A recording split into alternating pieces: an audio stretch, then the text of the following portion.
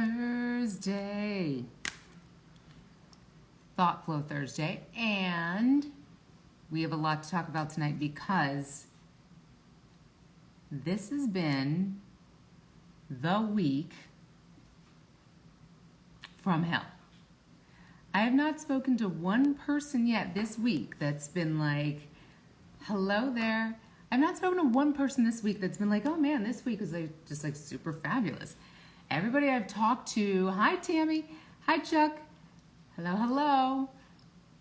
Everybody that I've spoken to this week has been like, this is one for the ages and ages that I never want to repeat again.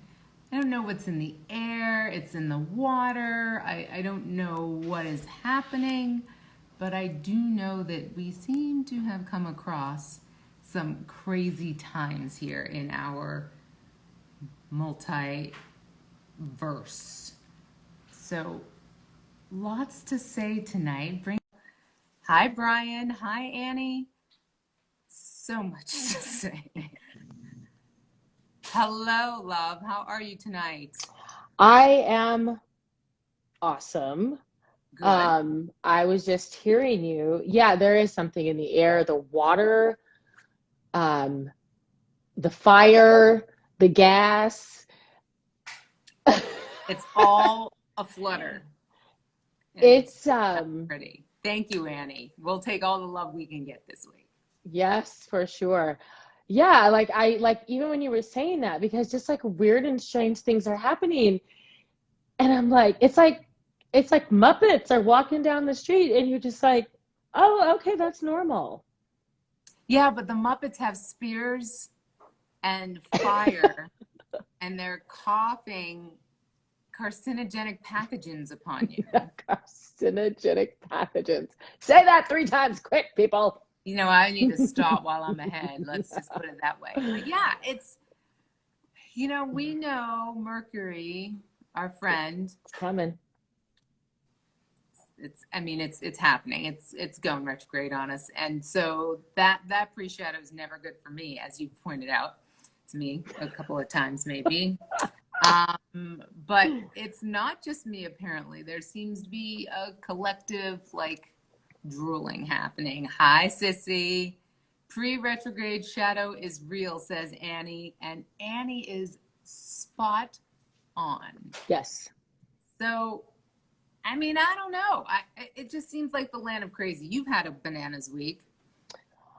I have had a bananas week, but I did something. So this retrograde is in Libra. And so, and although I'm definitely affected by retrogrades, I learned a very long time ago through the wise counsel of my cousin Gigi, just ride the wave. Don't try to reinvent the wheel during Mercury retrograde. Just sit on the wheel. Yeah. Just sit on the wheel. Sit next to the wheel, because if you sit on the wheel, what's going to happen? You just sit next to the wheel in case. But, definitely just school stuff, my son being harassed in school, but then it being taken further and just not, his dad and I were just not feeling like he was being supported.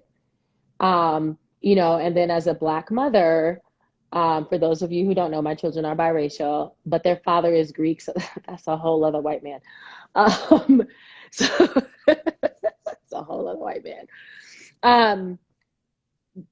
Because you could say they're white and they'd be like, no, we're Greek. And you're like, like, how dare you?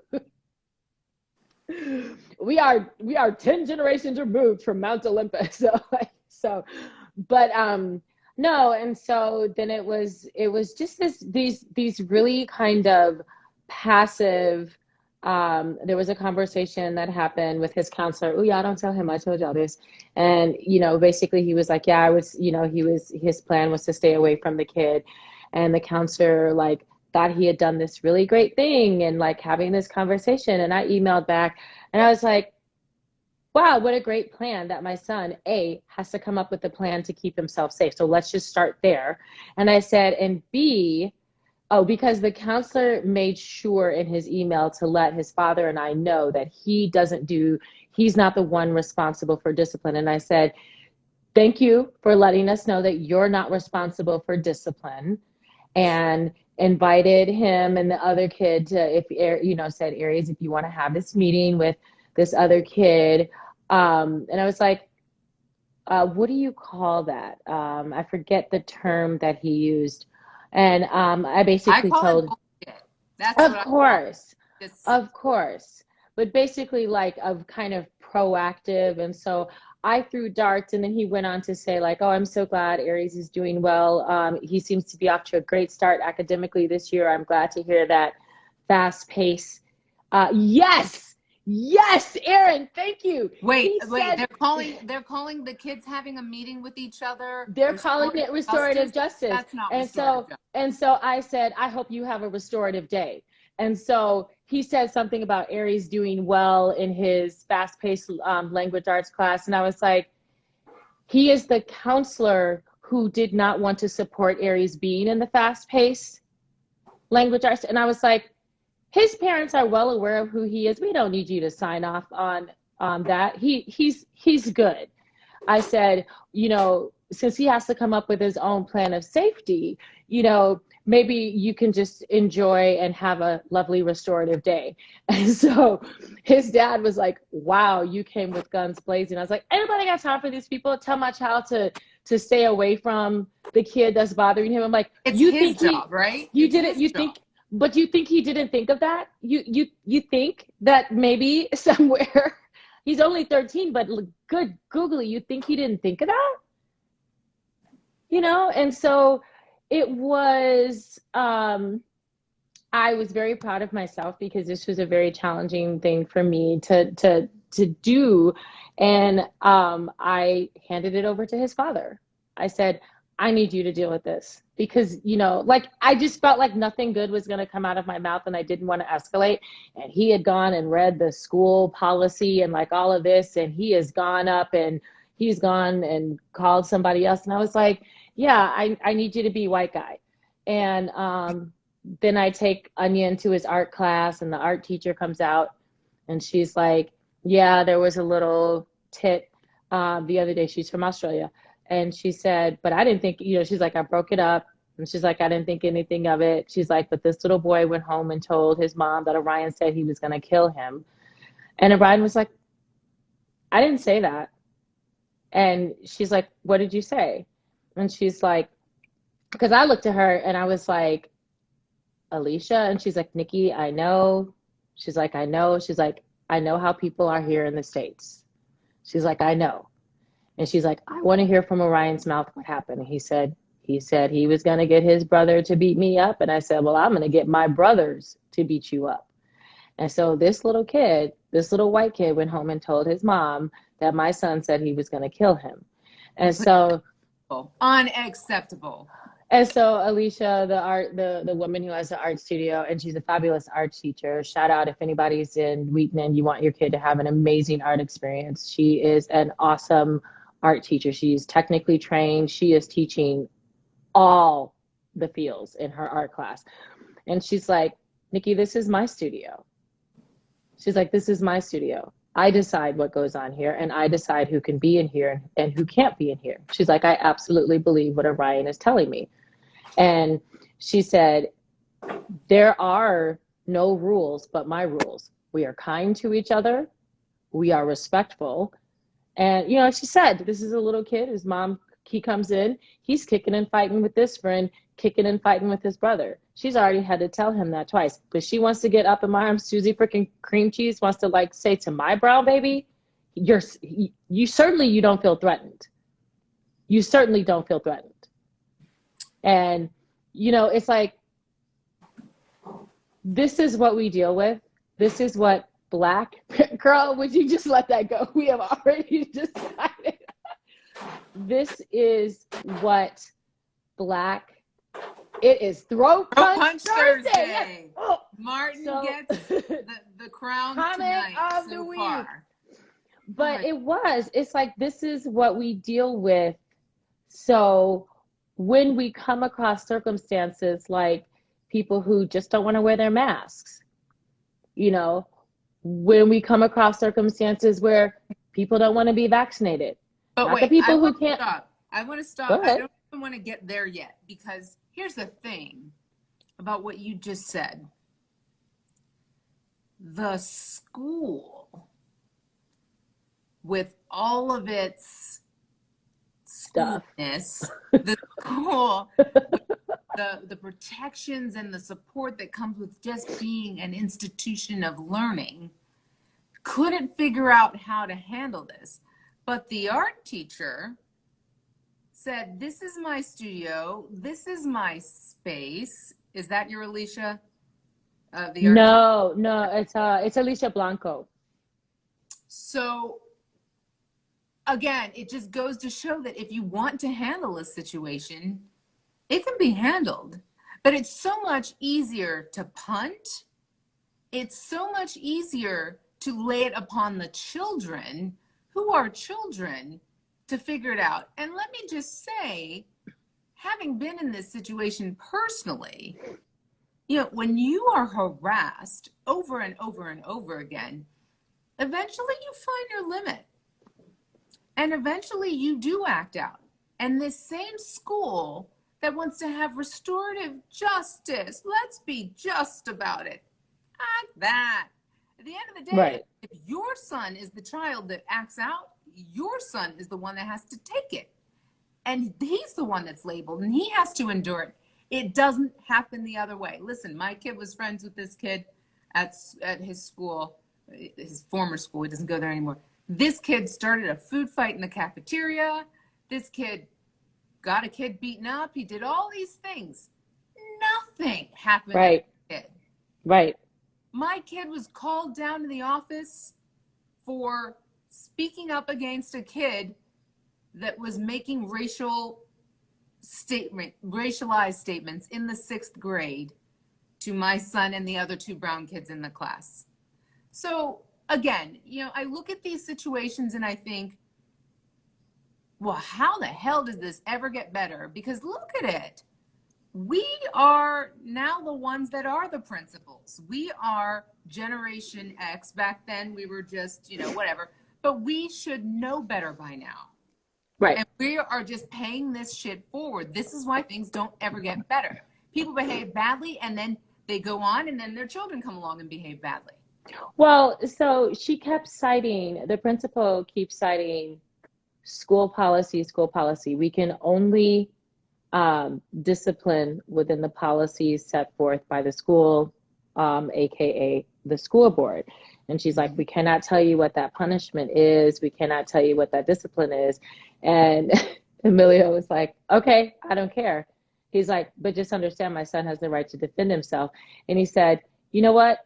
Even better. Let's take gender out of it. He said, what if one of your female students, what if a boy walked up to her and just snatched at the buttons on her shirt? What would you call that? And she's like, well, that's sexual assault. And he said, okay, what if a student just came up and snatched your purse? What would you call that? She's like, well, it's assault and it's theft. And he's like, so you get what I'm saying here. If he's going up to him and snatching his hat and then running away around the school, he's like, maybe he's gay. He's like, but that's something that he's going to have to deal with. In the meantime, what he's doing to my son is assault. It's no different. And you want to say you're bound by the policy of the school and the school's discipline code. He's like, that's fine. He said, but we're not. Well, not to mention, you're bound by the code as you choose to interpret it. I mean, Yes. let's be real. The code is written in a certain way to allow for certain human wiggle room. Yeah, for lack of a better term. Yeah, exactly. But again, if you're not going to, this goes with anything, if you're not going to inflict is not the right word, but if you're not going to enforce punishments and actions the same way, correct, spectrum, then you are not being fair. What is the point of having rules if they're not going to be implemented fairly? And I think when it comes to something like this type of bullying, it does not get better when you tell the kids to have a conversation. No, it doesn't. It doesn't. It doesn't. In fact, oftentimes the bully gets salty because they were put in that predicament in the first place. Of course, not accepting the fact that they did it themselves. Let's see.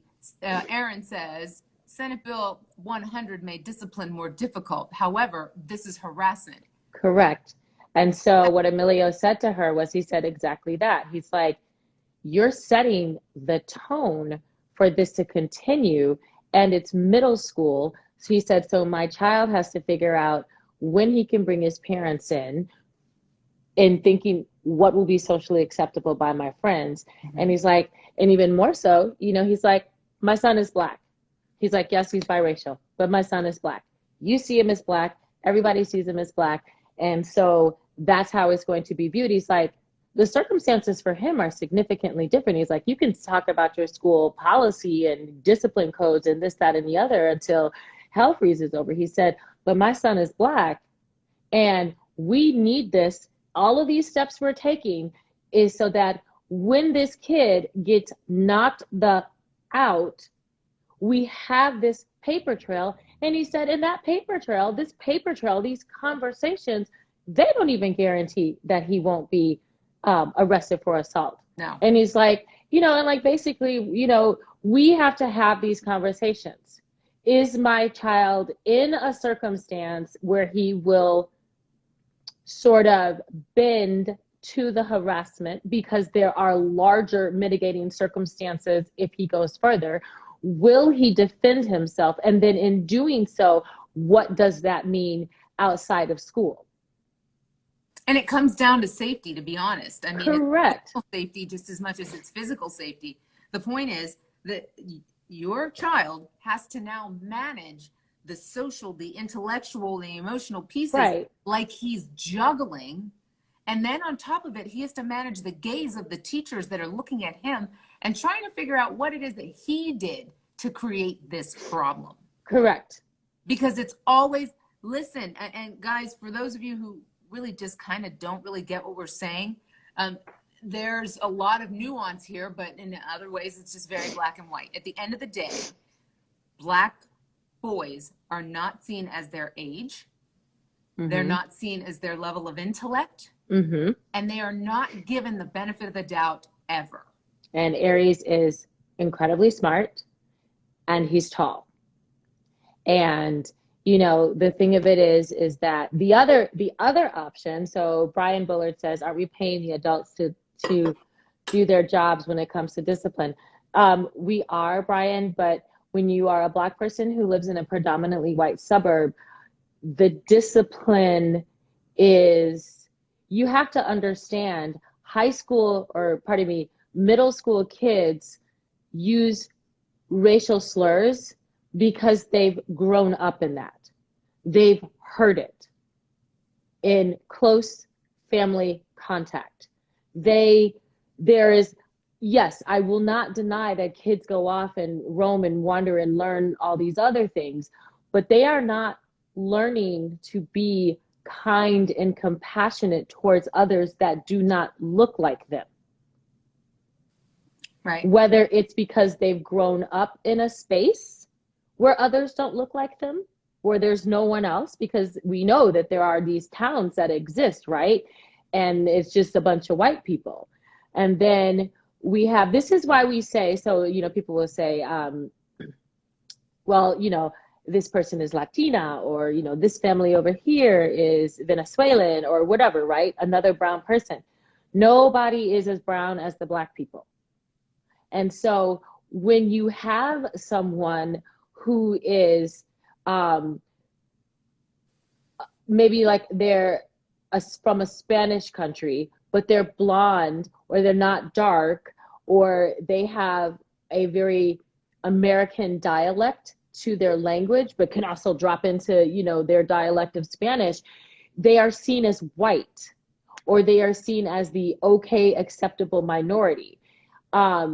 That is why when we speak about diversity and equity and all of the things that entails, you have to look at, pun intended, lowest man on the totem pole.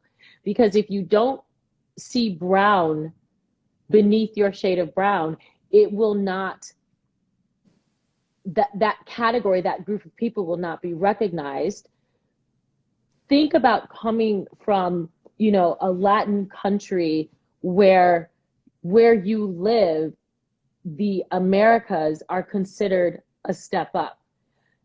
People crossing the border, undocumented, however you choose to word them, to me, they're just people. They're coming here because their place is such a shit show that this looks better. Black people are not here because oh my gosh, it's so bad. I want to go to another country. No, we were forced. And so when you're putting policies in place for an educational system that is predominantly white, it does not factor in racism.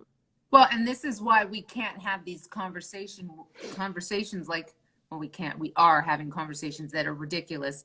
You know, we shouldn't be talking about race in schools. You actually have to.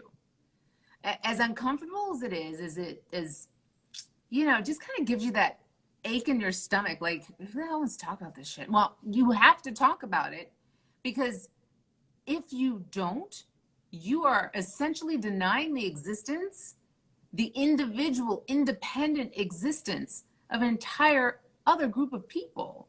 So then you create a hierarchy where, you know, as others start to come in, and like Nikki said, Black people are always on the bottom. Brian made a statement here. There are 3 Black teachers at Penn Hills High School, which is 75% Black students. 75% Black students, and those Black students are still all the problem at that time. Right.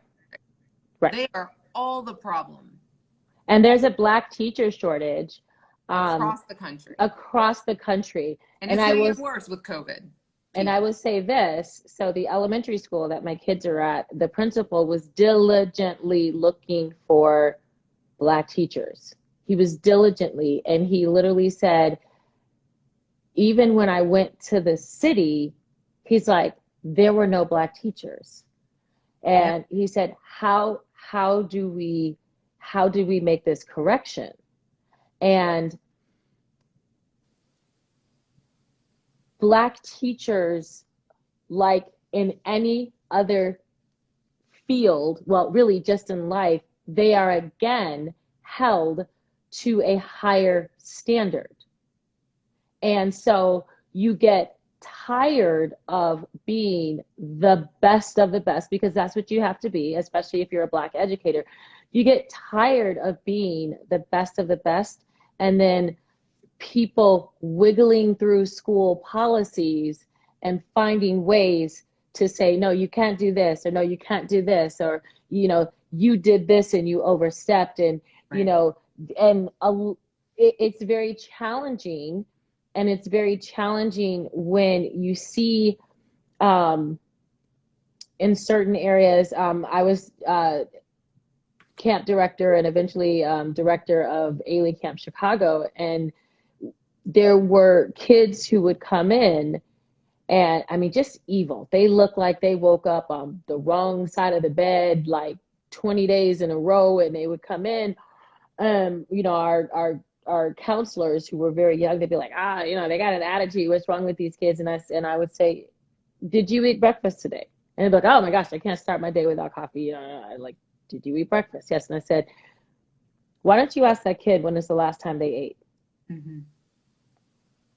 You have to understand and I'm not saying that all Black people are poor. I'm not saying that. The very makeup of Ailey Camp is to go into underserved communities. And so, but you have to understand why a child will respond in a certain way.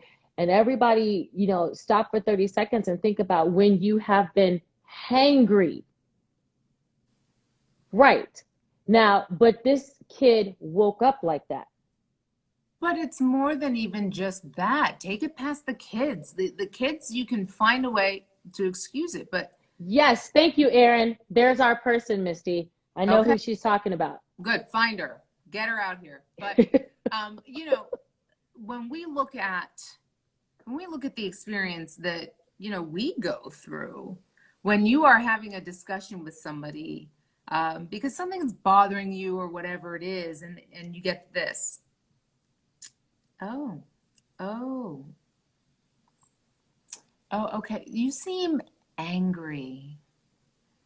Nikki, you're seeming a little bit angry. I need you to, I just need you to just, can we just talk, can we talk about this logically? Because I understand you're passionate, but you're seeming angry. So there's the myth of the ABW, right? The angry black woman. And I'm telling you, like, if you had to deal with that, you're being angry shit a lot, you would be angry and you might be the angry black woman. But again, there's only so much people can take. There's only so much harassment you can watch happen to your child. Correct. And there's only so many times that you can be told that you are overreacting when you're sitting there, you know, you're flossing. You're just relating a story. It's not that big of a deal. And somebody Correct. telling you how you feel, telling you it's incorrect when you don't even feel that way, and telling you that you are having trouble modulating your own behavior and emotions when we all know full well that you weren't. That wears. It's corrosive. It's very corrosive, and it eats you from the inside out, because I've been dealing with this kid messing with my older son since the spring. It's escalating. His dad is involved. I get in the car, I'm all happy. My kid was playing basketball, and then we're driving down the road to go to the art class, and I can't even park the car before the teacher is running out. And, you know, bless her heart, because she saw the look on my face, and I was like, because of course the first thing that I think, and I think a lot of black moms is like, I don't want my kid dealing with this shit. We just don't need to come back. And then I was like, no, right. You get tired. And then I was like, no, I'm not going to do that, because we can't keep running from places. There's no place to go. There's no place to go, because this shit's everywhere. Right. You know? And so you live with just extra layers of conflict, some at higher levels than others, for sure, but you live with extra layers, and you just like, and then you're on guard. So like, I spent the week being on guard and walking into stores and going about my business and just wondering, like, okay, what is this person gonna say? Like, how, you know, do I have the wrong face on? You know, I only got one face. Do I have the wrong face on?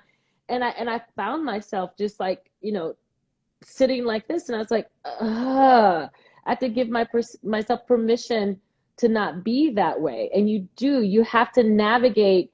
I had to navigate protecting my children, but not being the angry black woman, when I had every right to be pissed as all get out. Right. I mean, think about it. If you were being a Karen at that school, because like, if you were like white and you were a Karen, you would be able to get away with that. Like, you could be upset and you could flail and you could say, but my child, blah, blah, blah. And you could get away with it. But you can't even raise your voice. No. Because if you raise your voice, someone might call the cops, and you're protecting your own child. Correct. Because you're angry.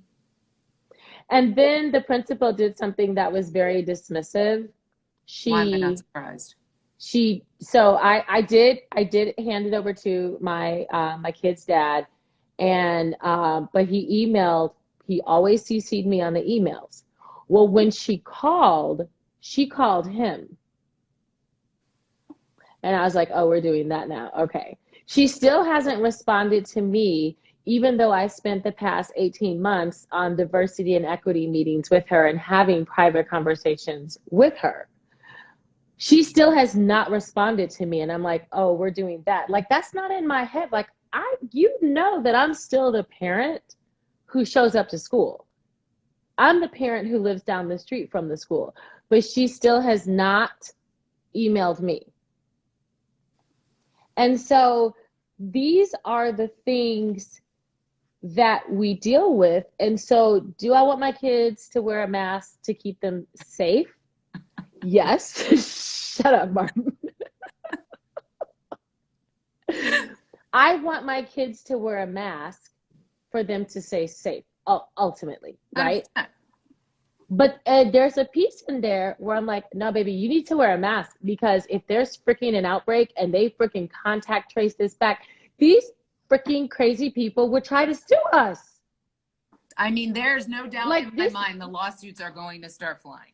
No, Brian, we are allowed to be angry when it comes to our kids. We're not allowed to show our anger. No, you have We to sit have on to, your hands, you have, duct tape your to, mouth shut, stay you in have to the temper. padded room. You have to choose your words carefully.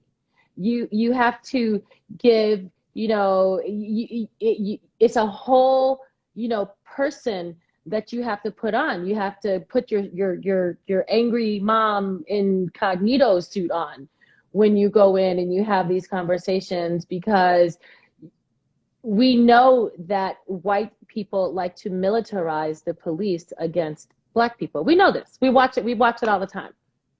We watched it with the ladies trying to get her free panties. We watched it with the that's what she just wanted some bridges. Oh, she wanted with some bridges. She had her coupon in her hand, her free panties. and I'm not someone who can be controlled, and I don't want to be controlled. And here's the best part. I don't want to control my kids. My kids be running amok. I'd be like, okay, yeah, just, get back home safely. Okay, yeah, you remember the door code? Great, awesome.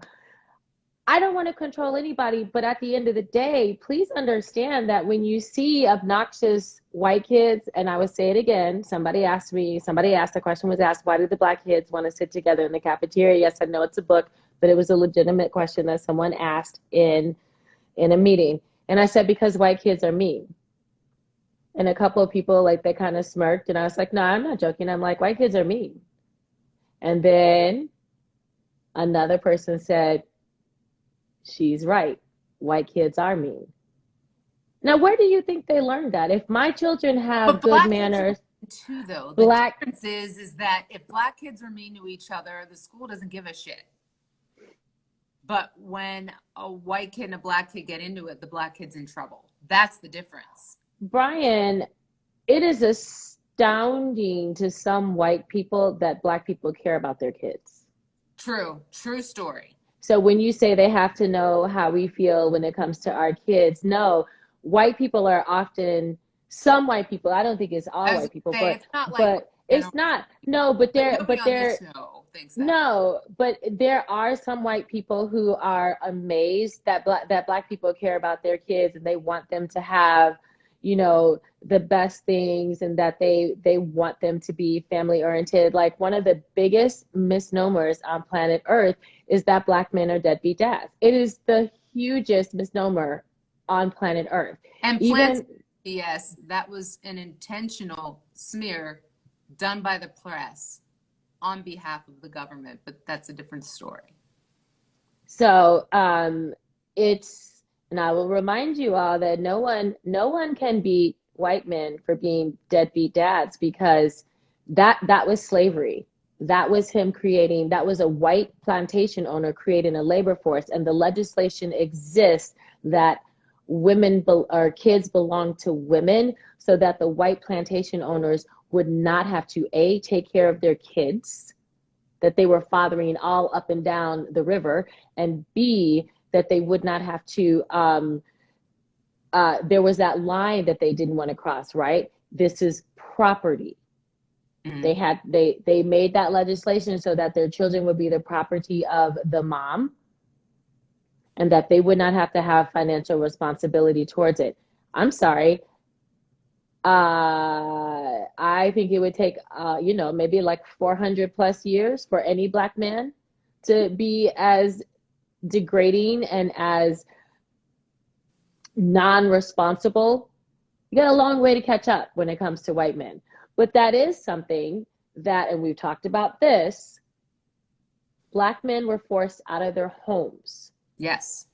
Women were told, if it looks like a man is living in your home, this is after the war, Vietnam, if it looks like a man is living in your home, you will not get public aid, or whatever they were calling it back in that day. Social workers would come into women's homes and go through their entire home looking for any sign of a man. Yes. So they were literally ripped from homes, and then they weren't given jobs. Correct. So there's a lot that has gone on in this country. What didn't you know, Martini? Wait, I missed the comments.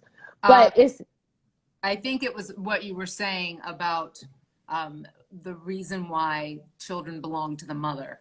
Oh, yeah, for sure. Like, that's a thing. And like, that's why history is so important. That's why it's so important to know and understand your history. And that's why when someone says something to me about policy, I'm like, don't talk to me about your policy, because we can go way back to the way back where literally plantation owners would find out when young girls were starting their cycles because they knew that Misty could get pregnant. Just running around spreading seed that he doesn't have to take care of. Let's change this legislation, right? So these are things that are deep-seated, but then you want to come all the way up to 1970 and say, oh, but Black men are deadbeat dads. No, they came back from the war, a war that was already, or the conflict, the war that was already a hot mess. Black men couldn't get jobs, and they couldn't be in their homes because they didn't have money. And if they were in the home, then that means their family wouldn't get money from the government. Again, and this is legislation. So you went to war and conflict, and you did what you were supposed to do, either because they forced you to in the draft, or because you wanted a better life. You were going after the GI Bill and all of these other things. So you go off and you do this stuff. Then you come back and you're, thanks for the help, brown man. You still can't get a job. You still are not, I mean, you're a citizen, but you're just like down here, and don't use that water fountain. Can you imagine the level of dehumanization that goes along with that? Can you imagine the trauma that goes with that, heaped upon what you've seen in war, heaped upon the fact that you were probably young and maybe you had a girl, you started a family before you got sucked off into that vortex of nonsense bullshit that, you know, we got into wars for. Pick one. And then you came back, and then you were nothing again. You were persona non grata. You could not get a job. So that's why the Black Panthers were so important. And that's why I said, look, don't get me wrong, the Black Panthers had their issues too. There was some misogyny going on with Black Panthers. Right. But the Black Panthers were like, no, Black men are strong and we are family oriented. We want our people to be educated. That's why they had reading programs. We want to make sure all of our people can be fed. And that is why they had breakfast programs. So it's very important to understand your history and coming back forward to current times. No, when people say policy to me, I'm like, yeah, whatever. I'm like, it's all about who was there when the policy was created. Now that's human nature. Okay, if you're sitting in a circle of brown bears, then you're going to make the policy based on the brown bears.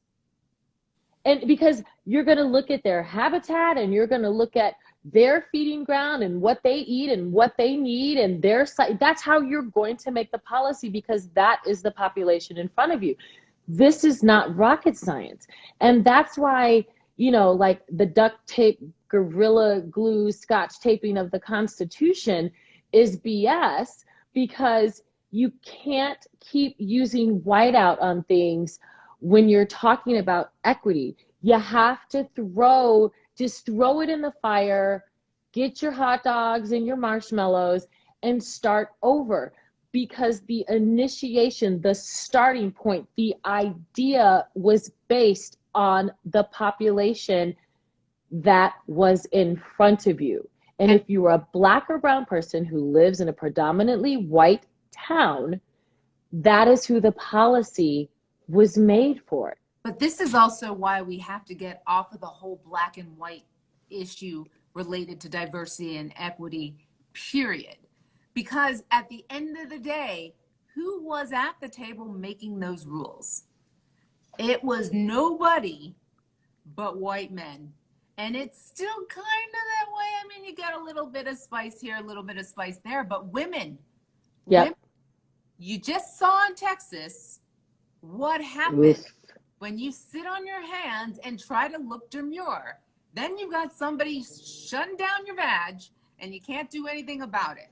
At the end of the day, if you leave somebody behind, you are actually leaving everybody who didn't make the rule in the first place behind. When you look at the fact that, like Erin said, this is why I love when men make policy on women's health care. When men are the only people allowed to make decisions, and we support them no matter what, because eventually they're going to what? Start considering us? That's not the way it works. And listen, that I'm not saying that there aren't men out there that think that some of these things happening are dumpster fires. They are. There are men out there that are totally like, this is shit. But we need to be uplifting and supporting them, and they need to keep paying it forward. It's the avalanche, right? Right. If you throw a snowflake down over the hill, you're not going to get an avalanche. But if we start working together and start recognizing the needs of the many, things get better. But right now, there's just way too much one-upsmanship happening in the school, in the communities, everywhere. And for anyone who says, who are the women who support this Texas abortion bill? Well, those are the same women who voted for Trump. They have a standing. They have a standing. They don't want to lose that. They don't want to lose their station in life. They want the accolades of being with a white man and all that that presumes. And it also doesn't apply to them. And yeah, I know there's some hillbillies in Appalachia who probably were like, woo, yeah, there shouldn't be abortions. And it's like, well. You had to go to Appalachia? To make a point. But it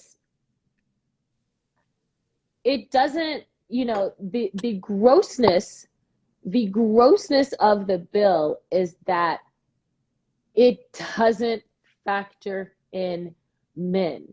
And so let's go back to slavery. Boom. Let's go back to slavery. Oh, she's spanking y'all. Yes, I'm spanking that man. Let's go back to slavery. Children belong to women. Let's go back to legislation that was created during slavery that alleviated men from their responsibilities. Yes. The whole purpose of the legislation was, how can we not be responsible?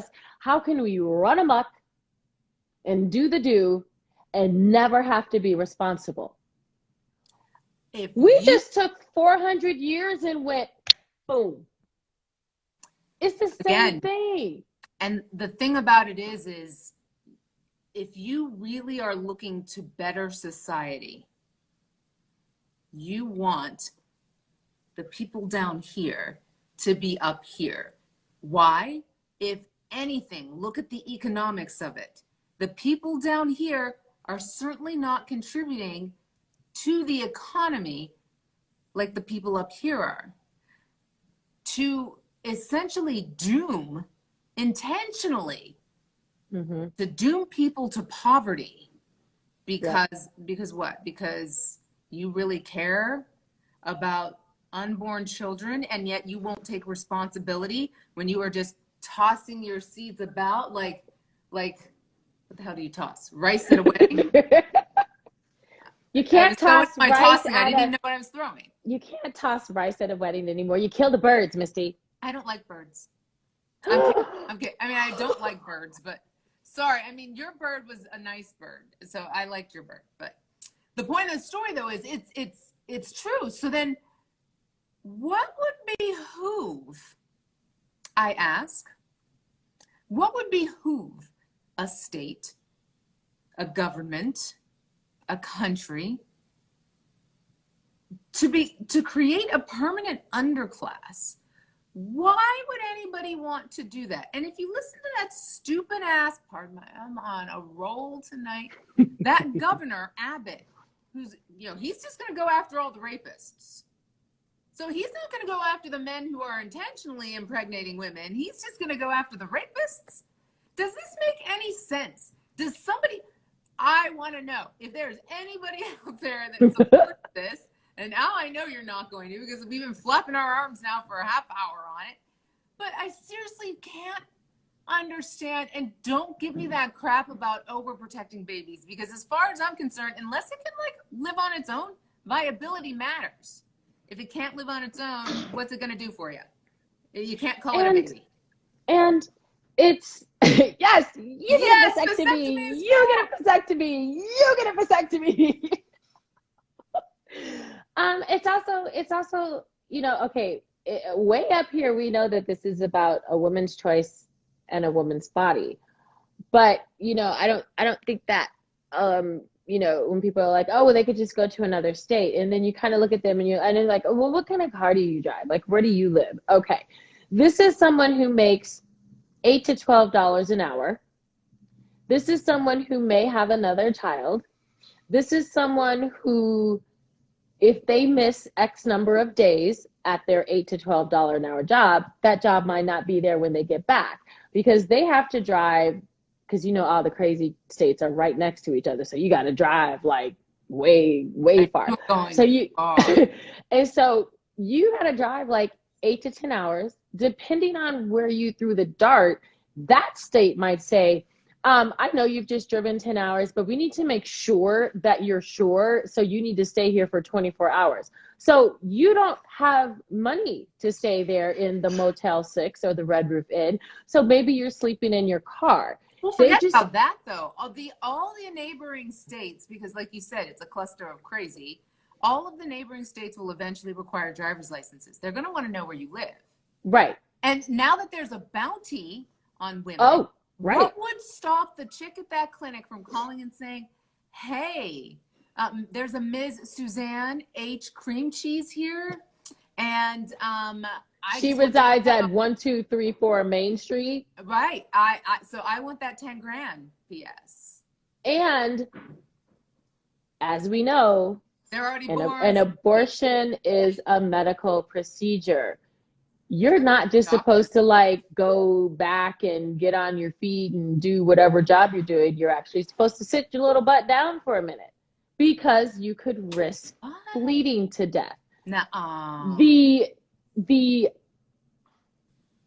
having a baby, everybody knows what that 20-week ultrasound is. If you have kids, you know what that 20-week ultrasound is, and you're sitting there and you're crossing your fingers and you're like, that's great, I see the little pee-pee, but you know, what else is going on? And I had one of those ultrasounds. There's 2 holes in Orion's head that are supposed to close that didn't close. And they're like, it affects like, I don't know, 5% of the population, and it doesn't really happen, but it's potentially a sign of spina bifida if there were some other markers with that. Obviously, were no other markers. But I basically had to sit there, and then they were like, well, do you want an you know what I'm trying to say, synthesis? Thank you. And so I was like, no, because that has its own risk of abortion or of miscarriage. So if you have a baby and someone tells you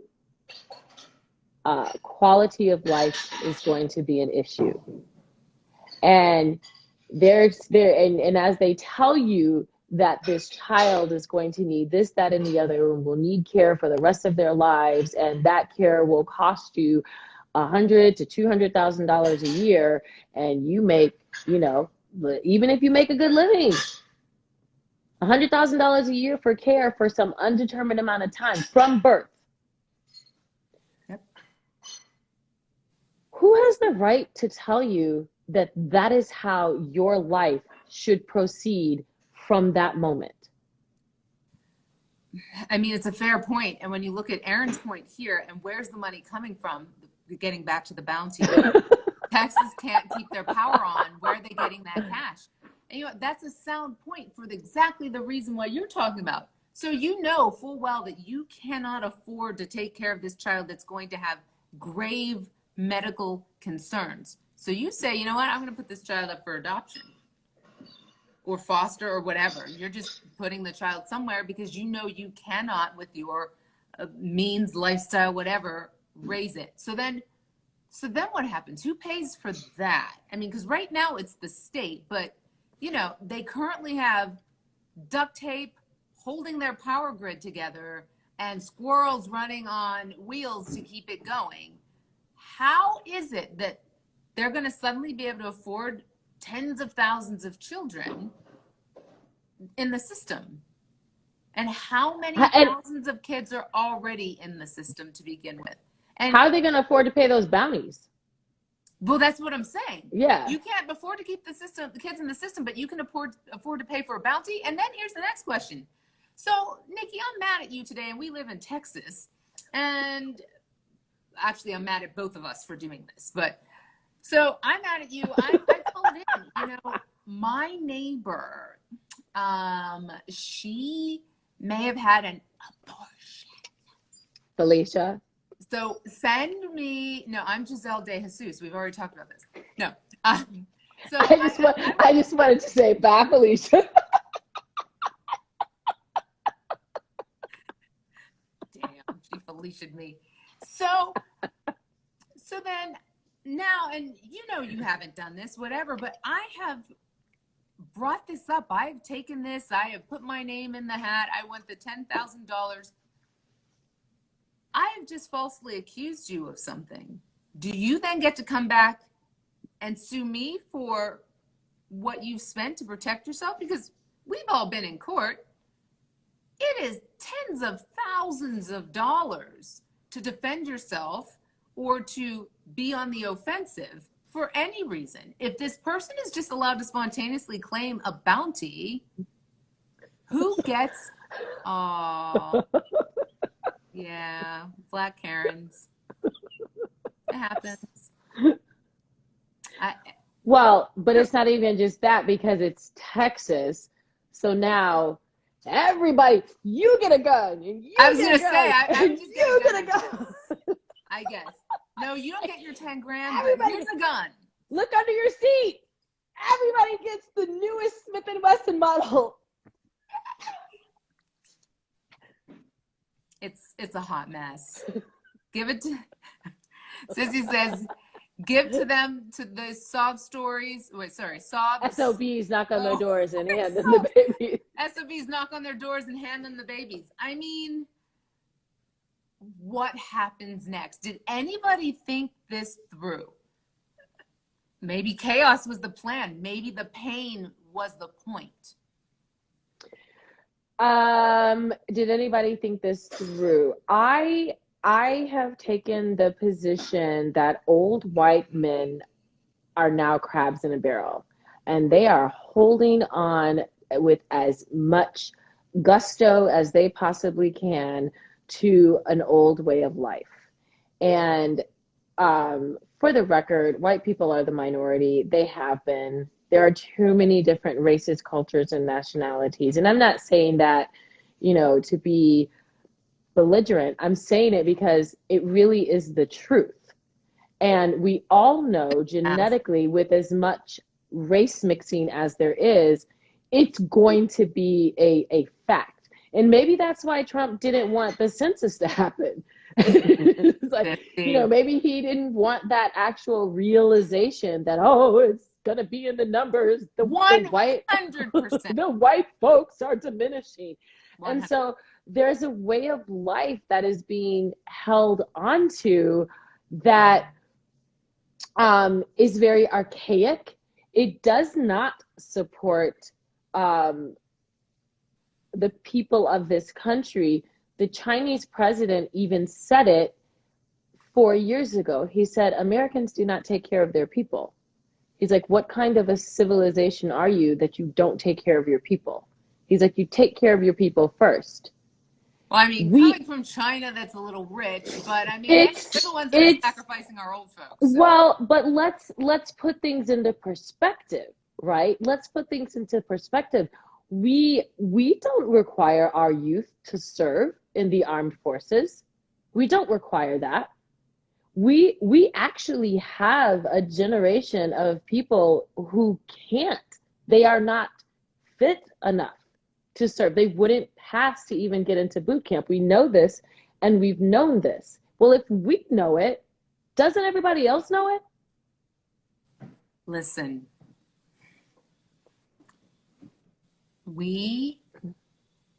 I personally am thrilled that we don't have compulsory service, because I would have trouble not moving my child out of this country so he absolutely have to serve.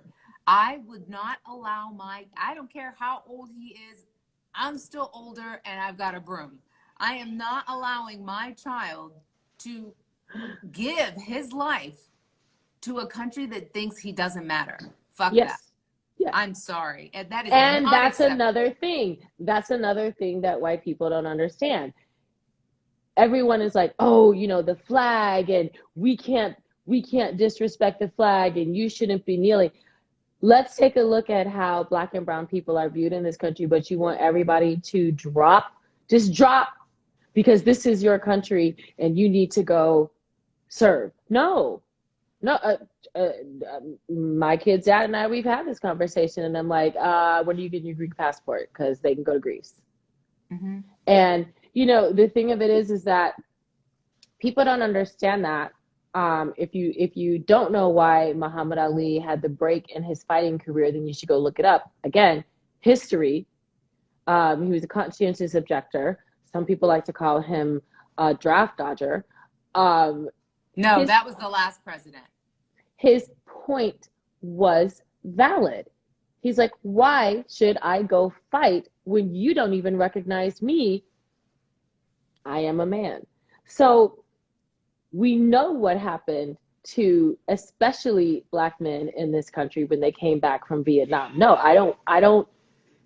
There's a lot that goes on. Black men had to fight to get housing from the GI Bill. They had to be accepted. They had to fight for what was supposed to be just given benefits for having served your country. There are still Black men fighting to get benefits for serving their country.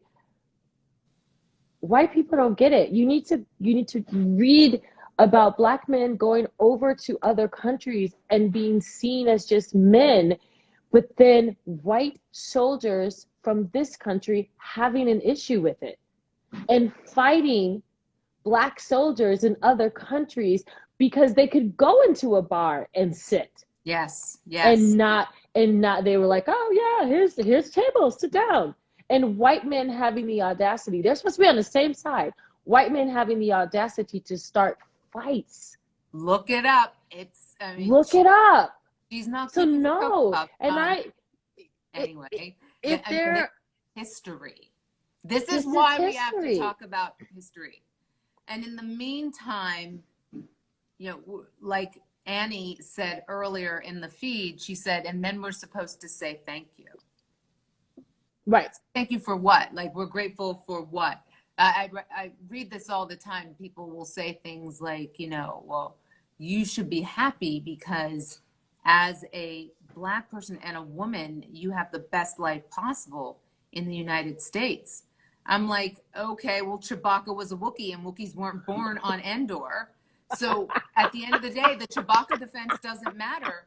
At the end of the day, if we're supposed to be the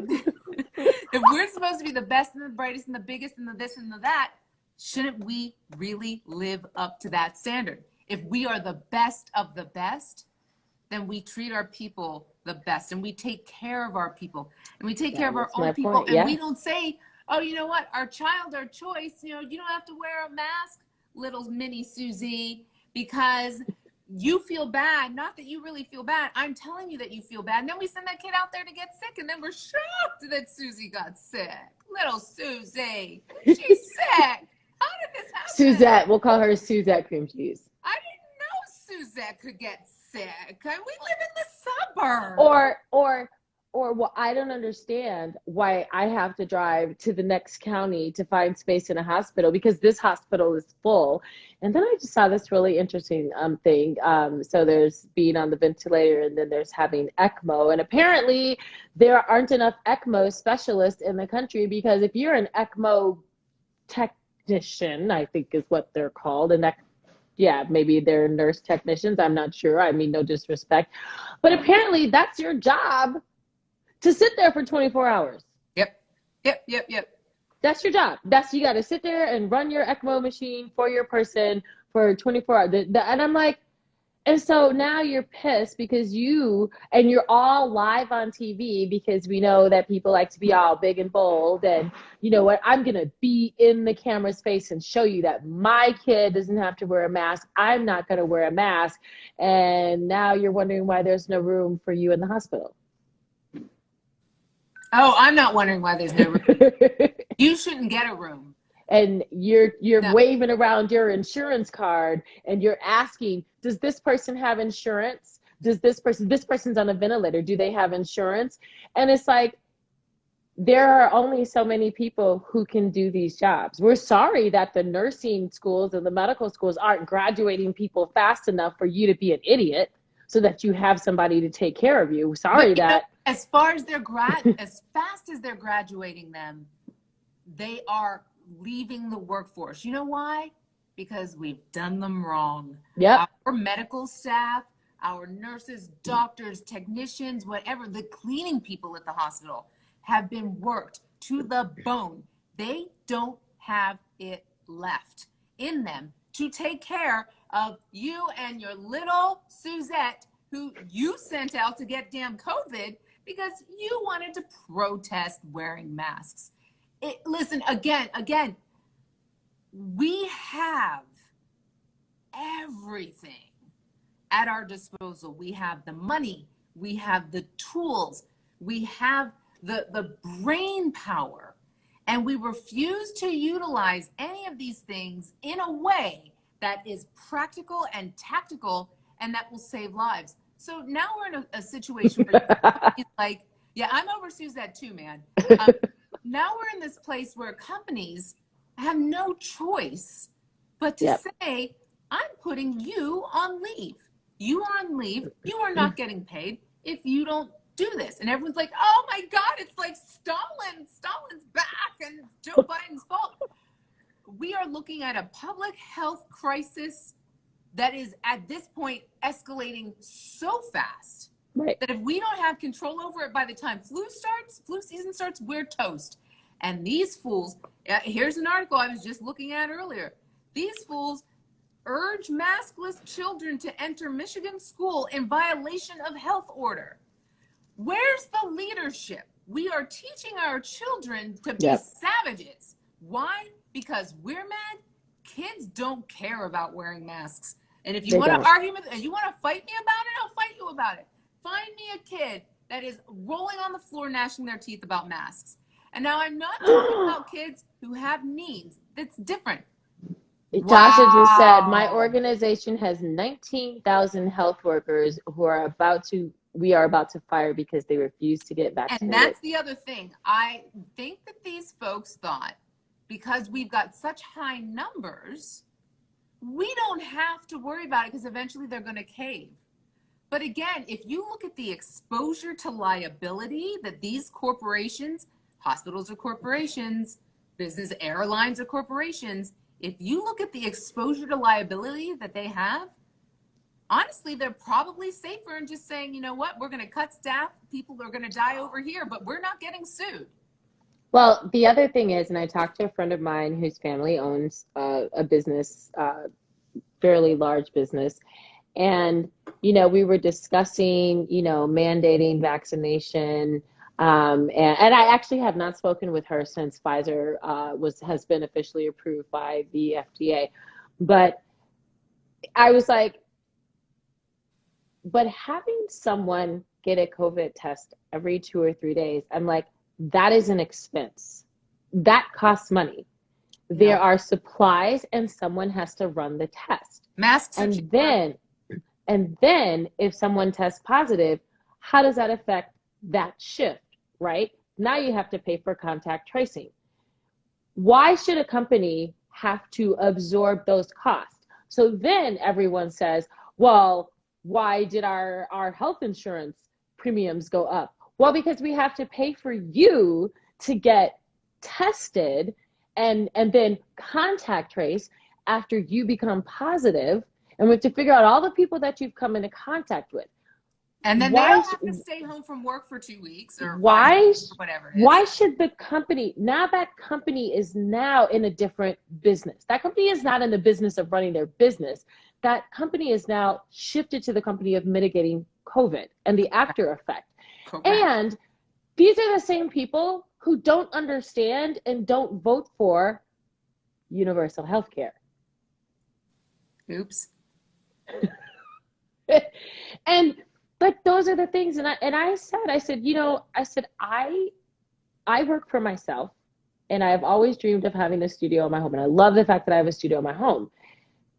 And now I'm like, well, maybe I don't want people coming to my studio in my home, because you have to know the rules. You have to know, what can I say to a client? You have to be COVID. And I had to go into Columbia College. If anyone is familiar with Chicago, it's part of the Auditorium Theater. I'm teaching for a deeply rooted dance company.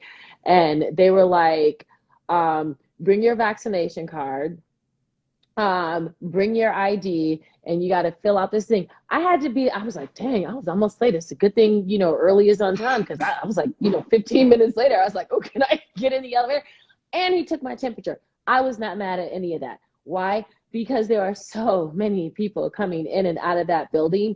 It was refreshing to know that I could still contract it, but at least there was a system in place. There was a diligent system in place that they could say, she passed this little computer screening. She showed me her vaccination card. I have zero issue showing you my vaccination card if it is to keep people safe.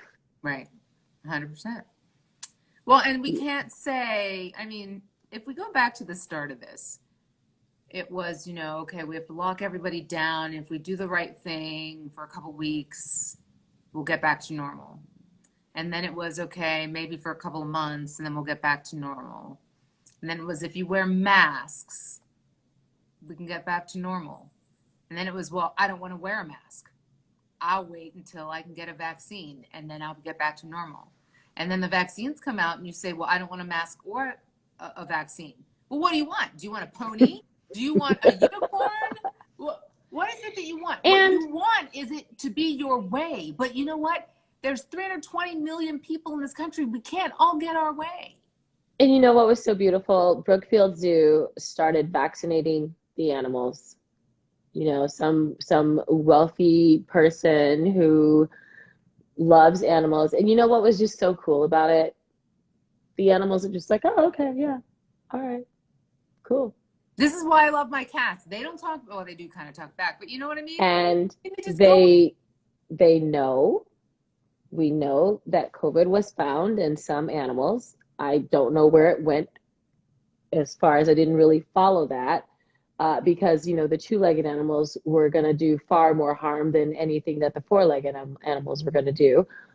But they did. The Brookfield Zoo has started vaccinating animals, and animals that especially come into, they have animal ambassadors, I think they have like a little nature center where you can go and, you know, pet certain animals that are going to be more in direct contact with the human population.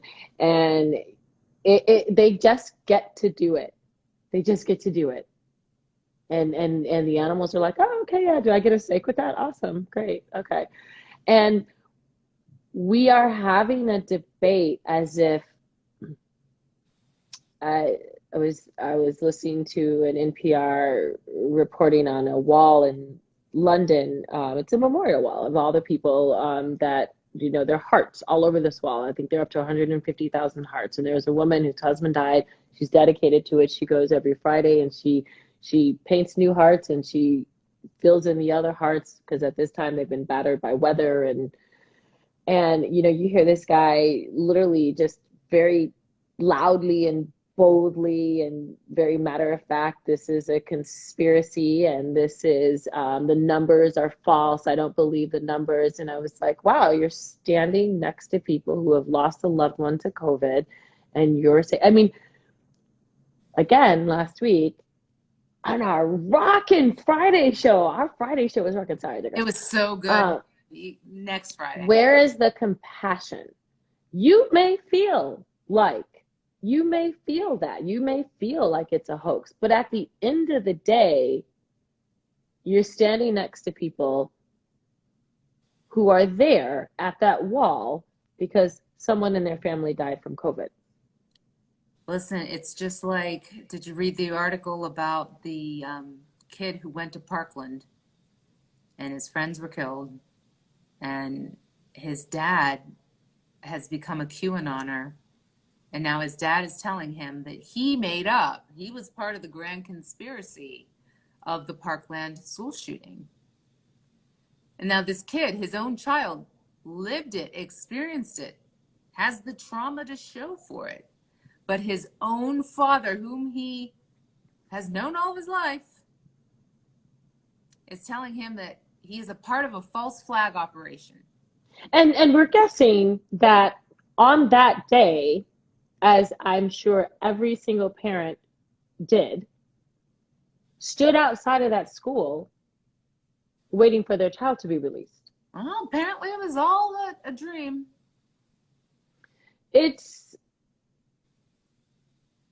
again taking us to, I don't feel like these people are new, and I'm not gullible or naive. I feel like when the government doesn't do its job, take control, and just say, this is what it is. These are all people who have already felt this way. The lack. Oh, I think that with COVID, the way COVID happened, the lockdown situation, I mean, completely nothing like that has happened in our generation. Correct. I think it was a perfect storm. And I think you had people who were fearful. They didn't know what to do. They didn't know what was going to happen, and they freaked out. And then all of a sudden they have nothing to do but doom scroll. And they've got hours to kill, and they can't go anywhere. So what are they doing? They're succumbing to their wildest fears. And their wildest fears involve the thing that is easiest to find on the internet. And honestly, it doesn't take much to get that nonsense to start coming up on your feed. And the interesting thing, they are talking about climate change like crazy. And they're like, you can put the pandemic over here. They're like, people are having issues because no one believes that storms are getting worse. No one believes that fires are getting hotter. No one. Real loud, baby. It's real loud. Hey, Glenn. We already broke the fourth wall. You broke the fourth wall the fourth time you went up and down the stairs. But Nikki said, these things are exacerbating the pandemic because you now have an entire state pretty much that has no place to go but to a shelter where people can't distance. There's only so much room you can have when you have whole groups of people who lost everything.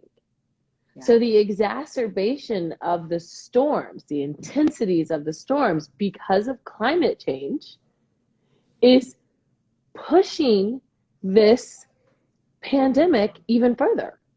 Well, and don't forget, it's going to get worse. They still don't have power. Right.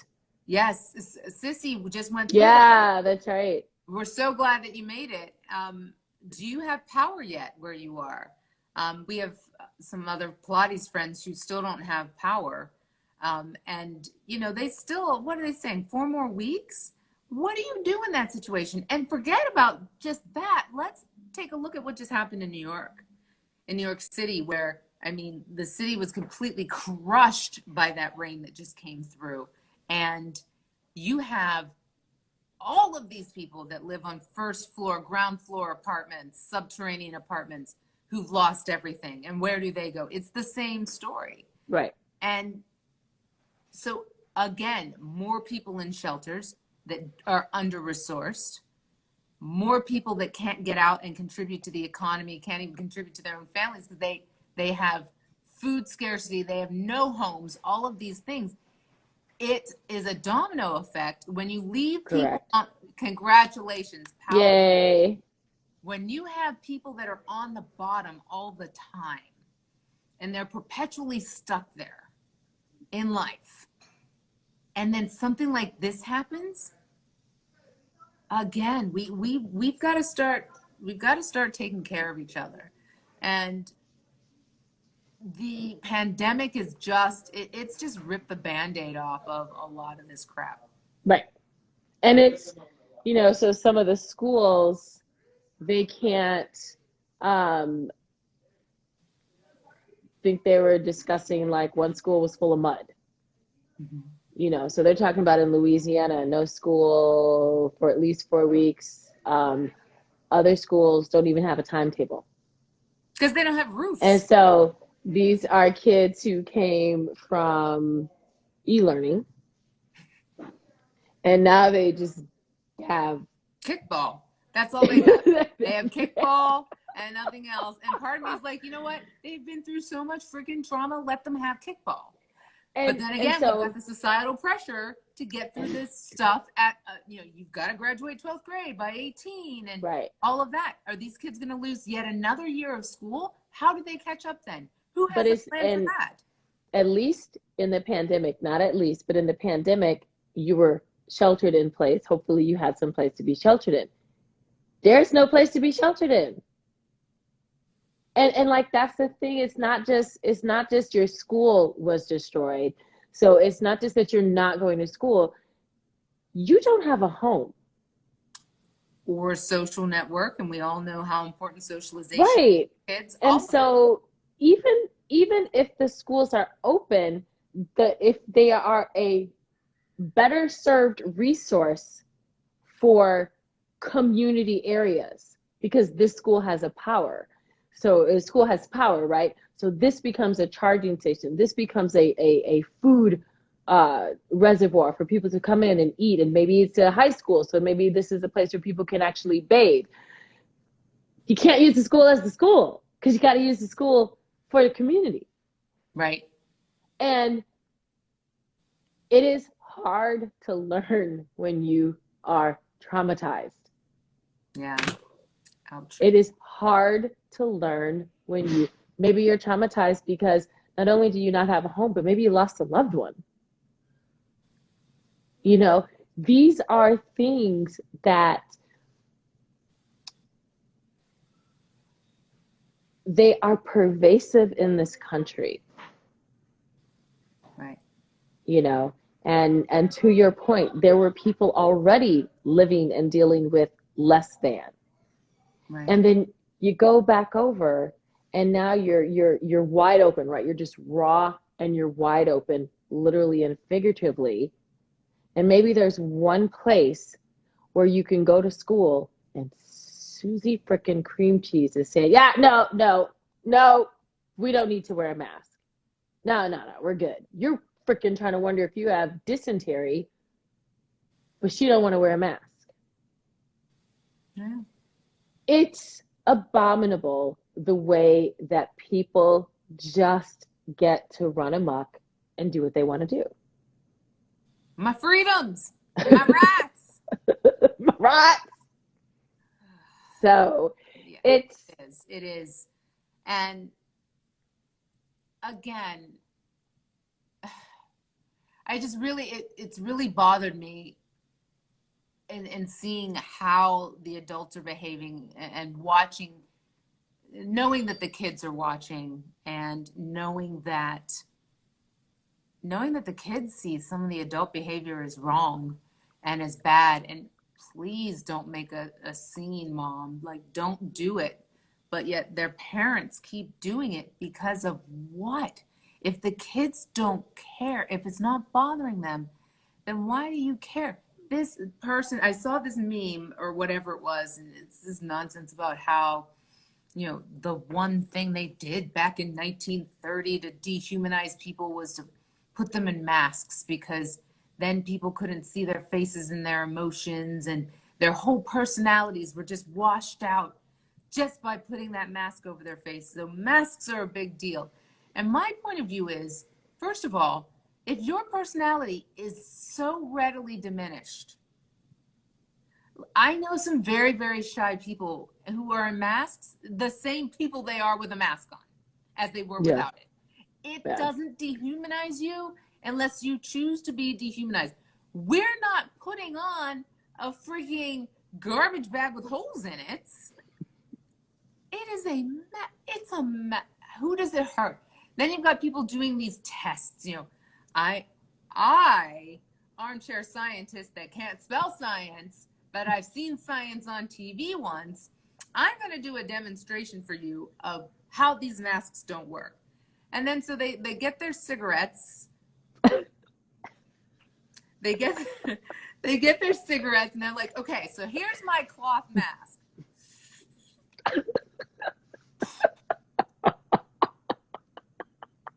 It didn't work. Okay, so now I'm going to grab my KN95.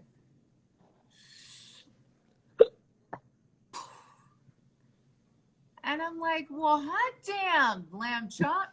You do realize that that mask is a double XL. That's not even a mask. That's a pair of underpants on your face. Of course it's not holding anything back. You're not wearing it right, you dipshit. But in order to perpetuate the voices that are in their head, to assuage them, whatever they're doing to those voices, I'm not sure, they have to do tests that really hold no validity. At the end of the day, I don't know, if you just read the damn studies, the studies say the masks work. Go figure. Or, again, with compassion, how about we just think about other people? Thinking about other people doesn't equal I'm not thinking about myself. But how about we think about other people?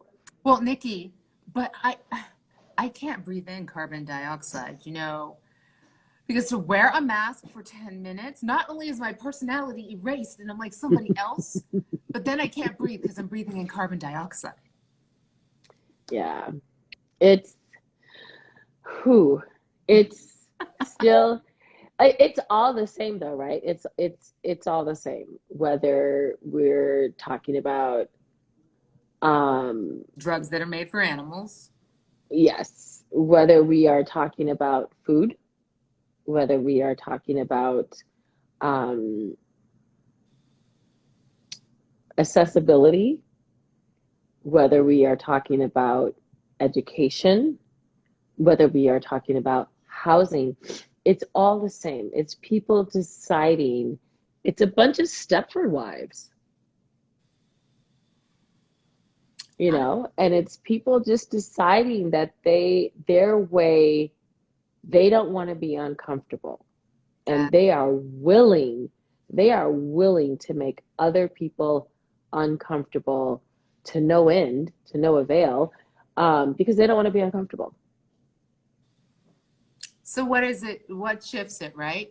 I mean, so you hear about the people that are dying. You hear about the conservative talk show hosts. I mean, COVID has just made complete mincemeat out of the conservative talk show hosts. They were going like 4 weeks at one point, I swear. I'm sorry.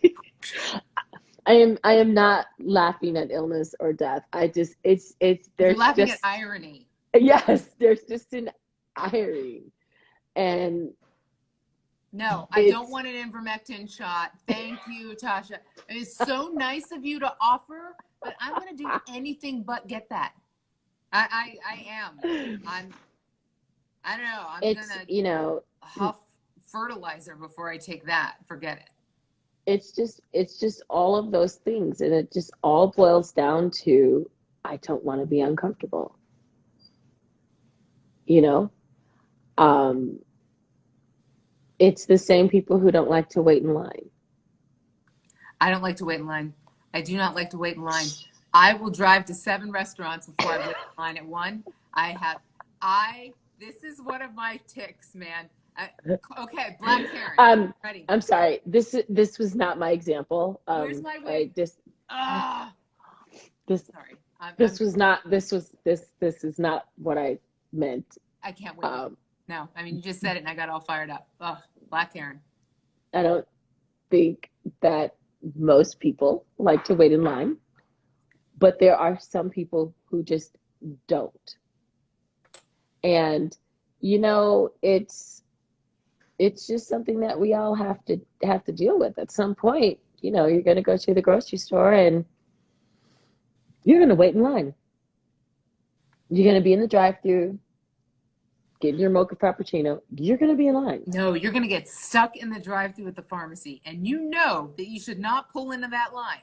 You're like, if I pull in this, there's only one car in front of me, but I bet you that car has 700 kids in it, and every single one of them needs a different prescription, and nobody knows how to spell the last name. You know that if you pull in behind that person, you are going to be stuck, and then you're like, oh, but I don't want to get out, and then you're there for 3 years.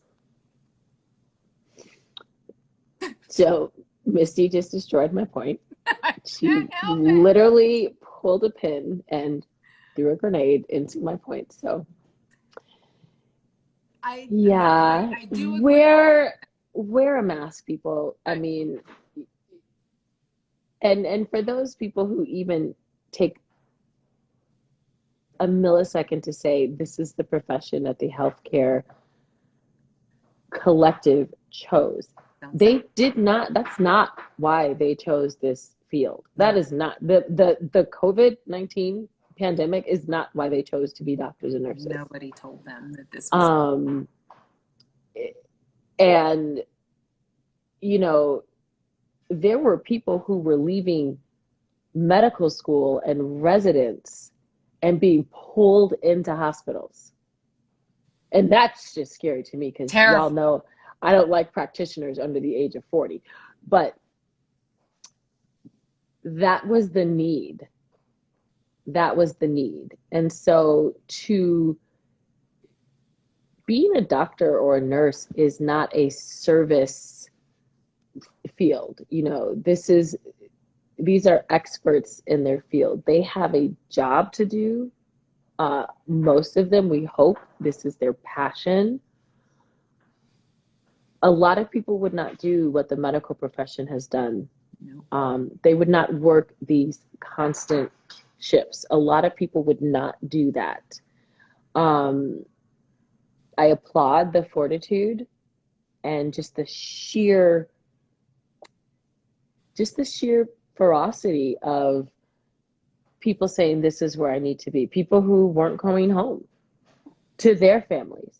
Mm-hmm. And so it's very gross to say, well, this is what they picked. Mm-hmm. No, they picked a job that may have some long hours, but they picked a job that they could go back home to their family. They picked a job that hopefully they were passionate about. They picked a job that would allow them to earn a better than decent living so that they could provide for their families. They picked a job, a lot of them, because they wanted to be nurturing and caring and make the world a better place. Right. To sit there and imply that should you get sick, that, well, they chose this job. But so then you don't have to be accountable for yourself at all. You don't have to be responsible for yourself at all. You just, yeah. Your staff, that they see. Yes. These medical professionals, they see teachers, they see yes. the fast food restaurants as yes. staff. I was listening to a podcast the other day and they were talking about why people aren't returning to work and how they don't believe that the issue with returning to work or filling these jobs for essential workers is going to get any better, even though the unemployment benefits have now run out. And I have to agree. They interviewed several different people. And the one woman, her story was gentleman who worked for McDonald's and had been there for years and made like $12 an hour before. but he turns on the news and he sees McDonald's is offering essential workers free meals as a means of honoring them for all of the hard work that they've done. McDonald's gave away 12 million meals. Now, for them, it probably only cost like $1,000. But I mean, you know what I'm saying? The point of that is that the guy was like, I'm watching this company do this, and we couldn't get, not only could we not get more money for being essential workers because we were told that we were now essential workers, this category that somebody pulled out of the ether. Right. We couldn't get more money in our pockets, nor could we get a complimentary meal from McDonald's, who was offering essential workers complimentary meals.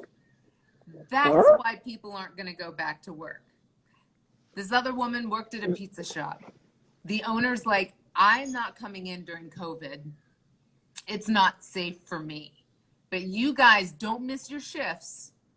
Make sure that you're there. And so dude's out for 3 months, and when he comes back, he's got a Corvette. And they're all like, okay, well, like a brand new Corvette. And they're like, well, okay, we've been holding the fort down. We'd like to see raises because we've kept your shit open all this time. Right. No, all you do is make pizzas. That's why people aren't going back to work. That's why people aren't risking their lives for no medical insurance to go in and be told, you can't even get a quarter pounder with cheese, but they can get one. Again, we have to take care of each other, and that means taking care of the workers. Yep. I mean, period. Nobody's going to take care of these doctors' families if they drop dead of COVID or they commit a medical mistake because they've been working for 355 hours. Again, a little bit of personal responsibility goes a long way in that case.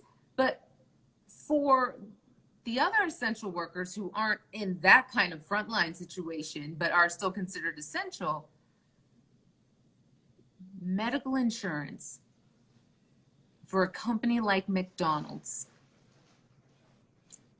if your company can't afford medical insurance for every person, and I understand that because it's just expensive. It's ridiculously expensive. Yeah. But there are other things you can do. Provide every family with a meal each week. Something like do something for your people. This isn't a transportation stipend so that they're not spending any money. You can give someone a stipend. You can give somebody a gas card, and then you get the gift card at your local grocery store and you get perks on it. You still win. If that's what it's about for you, making sure that you win, you still win. But you also win the loyalty of the people that are working for you. Mm-hmm. They're going to say, you know what? When I was on fire, my boss took care of me. And so I'm going to take care of them. No, instead you get notes on the door. We're closed because nobody wants to work. If that's not throwing a fire into the damn fuel tank, I don't know what else there is. It's horrible. And that is definitely, that is definitely a thing. And so many people had to work. I don't think people on unemployment people were like, oh my gosh, it's so much money. It's so much money. And I'm like, that's all relative to your experience now, isn't it? And I'm like, it's not a lot of money for them. Let's be real. It's not a lot of money, and it's not a lot of money. And people got to sit down, and people got to be safe, and people got to, be home with their kids who couldn't go to school either. That's a statement of privilege. But they also have to reevaluate. They got to reevaluate and say, you know what, this isn't working for me anymore. Right. I have to make different choices because at the end of the day, they don't have my back. Right. And I have to protect what's mine. I have to protect my family. That's different from protecting your Corvette. Yep. And there's much cuter cars out there anyway. I mean, if you're going to spend that kind of money, I'm just saying, get a Tesla. It might blow up, but it'll be cute. Black Karen. So wear your masks if it's available and you're not one of the people who can't get a mask or get a vaccine. Get a vaccination. Think about the choices that you're making or that you're asking your kids to make, because you don't want to stand in line, Black Karen. You know, what's the point of this? What's the end game? What do you think the end game should be? Is your sense of community really a sense of community? Who are your, who's in your tribe? Who's in your community? Who's in your, who's in your group? Who's in your collective? And do you like them? Do they have value to you? Do you want them to exist? Because that's what it's coming down to. It's coming down to, do I care enough about the people in my world to protect them? Do they care enough about me to protect me? I mean, if you have to make it selfish, it's selfish. Do it for others so they do it back for you. Right. And what are we teaching? What are we teaching all of the young people that are watching every move that's being made? What are we teaching them? Are we teaching them, is this Lord of the Flies? Fend for yourself. Let the loudest person lead. The loudest person, let anybody lead at this point. But we have to be conscious of what we're putting out, more so now than ever. If there was ever a moment in history where we really have to say, stop, there are so many things coming down the mountain, just rolling their way towards us, whether it's this is one thing, right? Because we have to remember we are humans and we like to pull everything up from the bowels of the earth.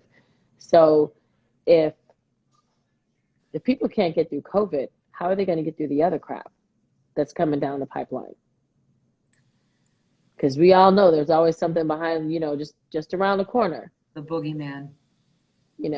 And is the boogeyman coming in the form of another pandemic on top of the pandemic? Is the boogeyman coming in the form of climate change? Is the boogeyman coming in the form of, just a population of people that are not educated for whatever reason? Just a population of people that just don't have a skill set. We know who they are. We've all encountered them.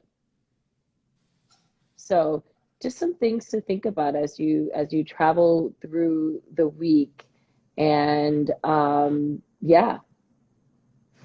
One other thing, we spoke about, and I sent you this story earlier, Nikki.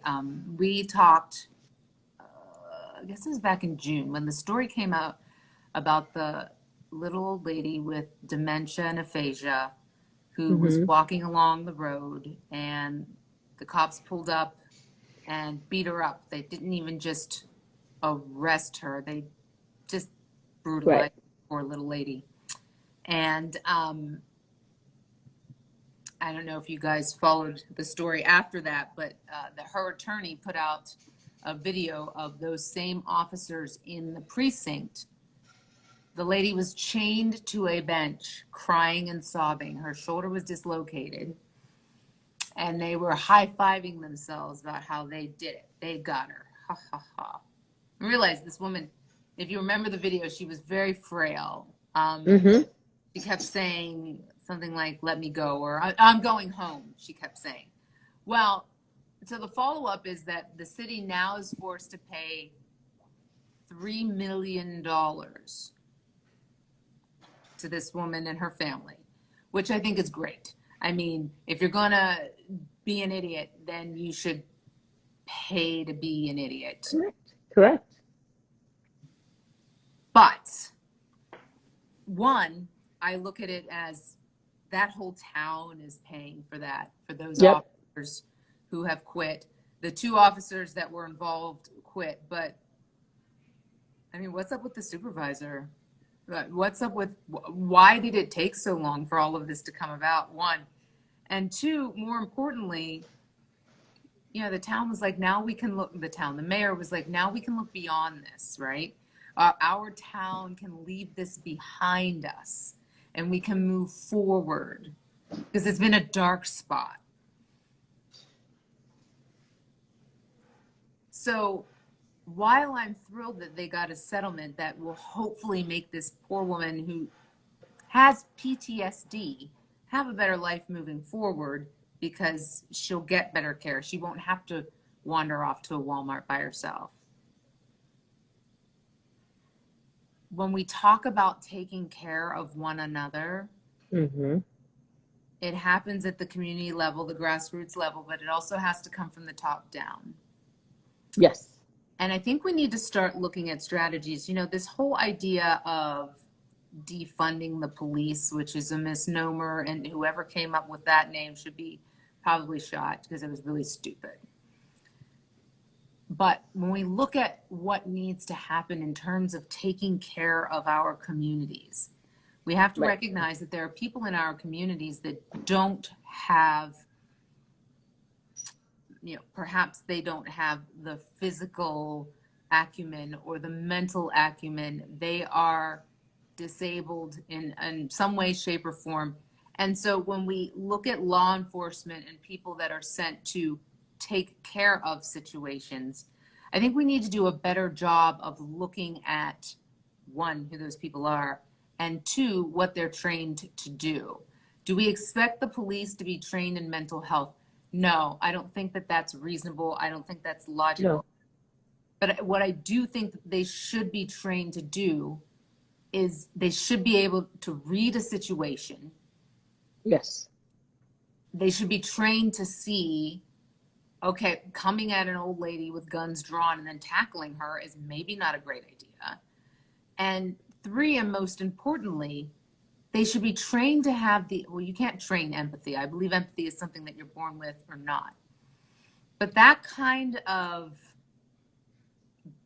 BDE at the police station, oh yeah, we did it, high five, that is a huge problem.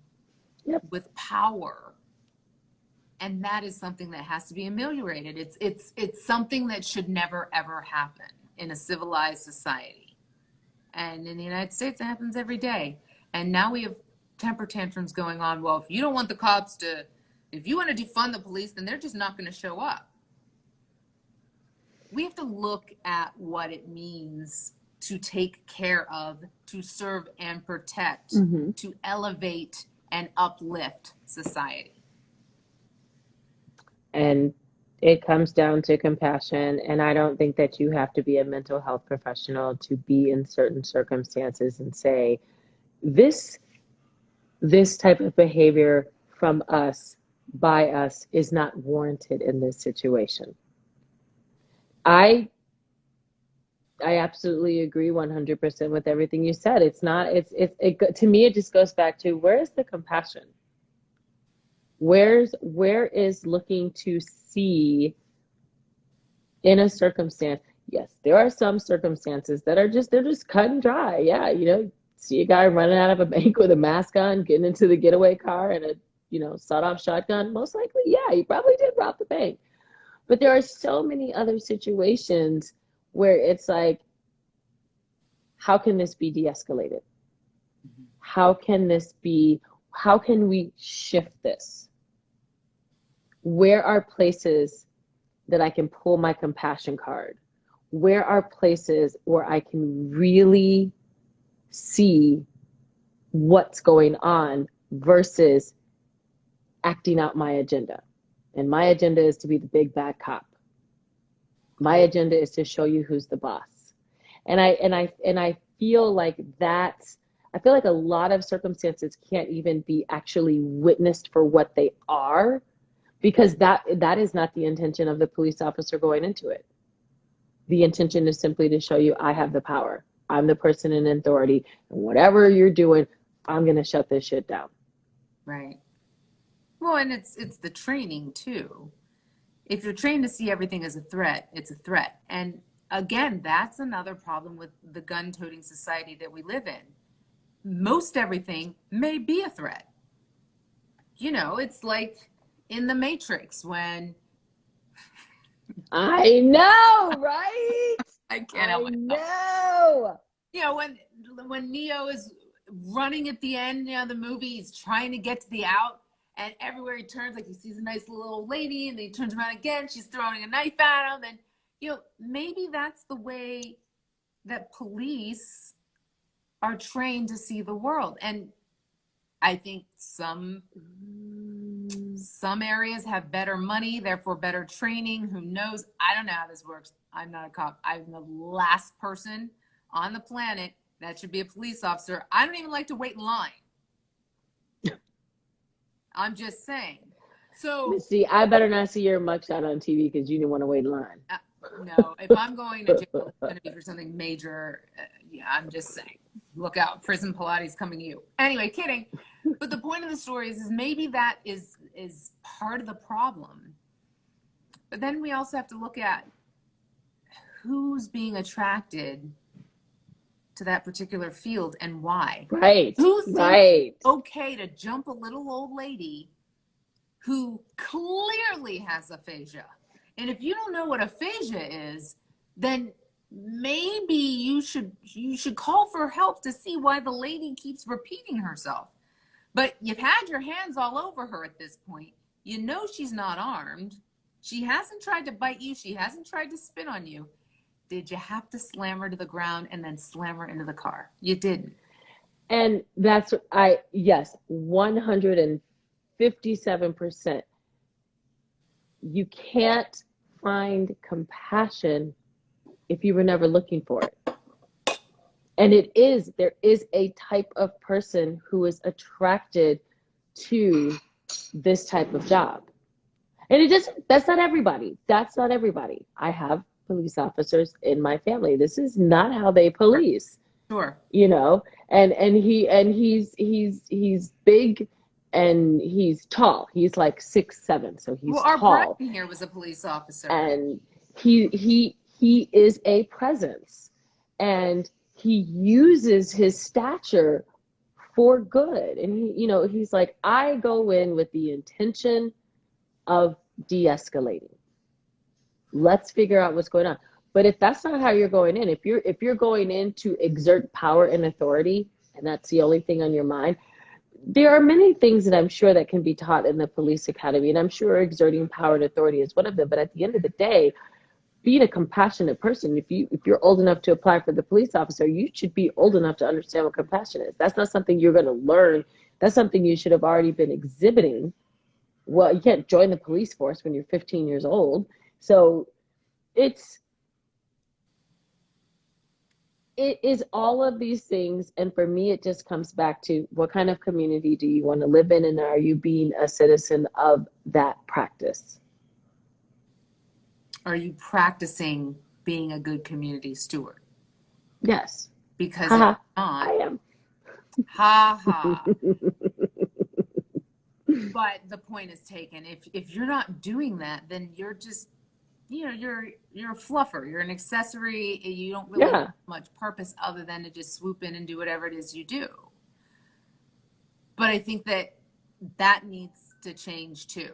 I think that across the board, what's really needed is we have to start looking at ourselves and saying, why are we here? Right. And how do we step forward? And, I ask myself that every day. How do I contribute to it? What is it that I can do to make it better? And if it's only this much better, then it's better. I'm not going to step on people, grind them into the ground, limit them, deny them their humanity so that I can win. I think we win when we all have a chance to step forward and do well and see others do well. I think that if our purpose is to minimize, we're no better than the guy that's in charge right now. Right. Whoever that guy is. But we can guess. So I said, my motto this year is conscious community. Mine is, to quote the immortal words of Bill S. Preston, Esquire, and Ted Theodore Logan. Be excellent to each other. Yes. And get a little bit of partying on, dude. I mean, that's great too. But at the end of the day, that's what it's about. Yeah. Just Be excellent. to each I other. agree. That's it. I like to be excellent to Keanu Reeves because the new Matrix trailer came out today. I can't wait. And he's such an adorable human being. He's so adorable. I love He's him. so adorable. You guys should look him up. He is excellent. He gives a lot of money away. And time and just yeah. a really, really good human being. Like, yeah. For all of the notoriety and all of the fame. I mean. And he has had trauma. Mm-hmm. He has suffered great trauma. If you don't know, you should look him up. Indeed. He's just an amazing person. And everybody works with him. So easy on the eyes. I don't know about the whole face fuzz though. I don't I do. I don't really like it a lot, but that's okay. The point of the matter is that I am sure if you asked him nicely, Misty, he might actually shave it off. I know his first wife and child. He was really pretty good friends with Hoo-Ha Guy. Hoo-Ha Guy? River. Oh, River Phoenix, yeah. Yeah. Heath Ledger was in my head, and I was like, no, that's the wrong shaggy blonde Wrong guy. Hoo-Ha Guy, I guess. Yeah, just everything about him. And, when you hit that level of fame. Yes. Annie is on it. Annie's like, I know me something about some Keanu. She is on it. She's been on it more than Harmony tonight. I don't know, Harm. You might lose your pew pew mojo. But I think we just said the right name. Yeah. You can be at the top. You can be at the pinnacle, and you still don't have to be a dick. Right. You don't have to. Being a teacher, being a dick is a choice. But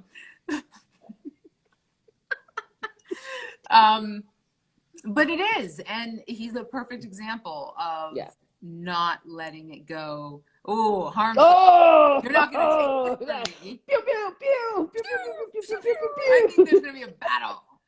But anyway, it's just I don't know. I think we have to take a look. We just have to take a look and see. Sometimes you can't figure it out on your own, right? Sometimes you have to model it. What? My child. Oh. Listen, mine's back to no words, so. Oh my God. My face stealer. Yes, indeed. Well, I love me some Keanu too, and I'm just saying, if there's a toss-up between Keanu and Lenny Kravitz, I wouldn't know what to do. I would just probably faint, dead away. I don't think you should choose.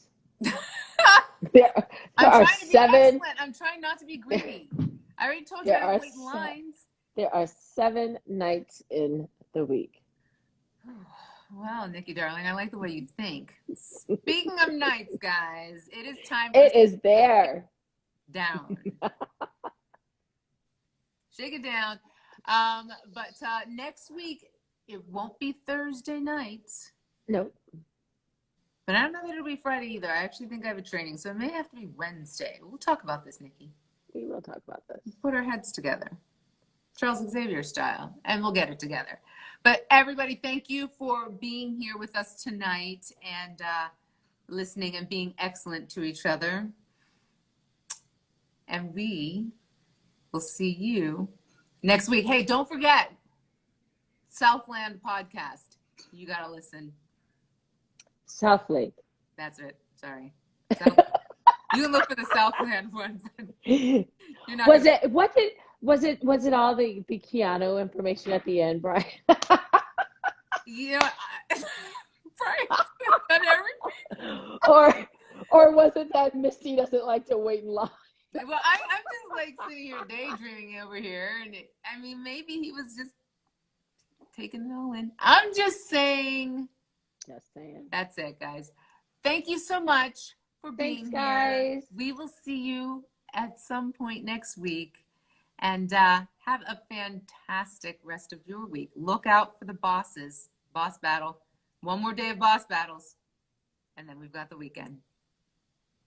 Bye, guys. Bye, guys.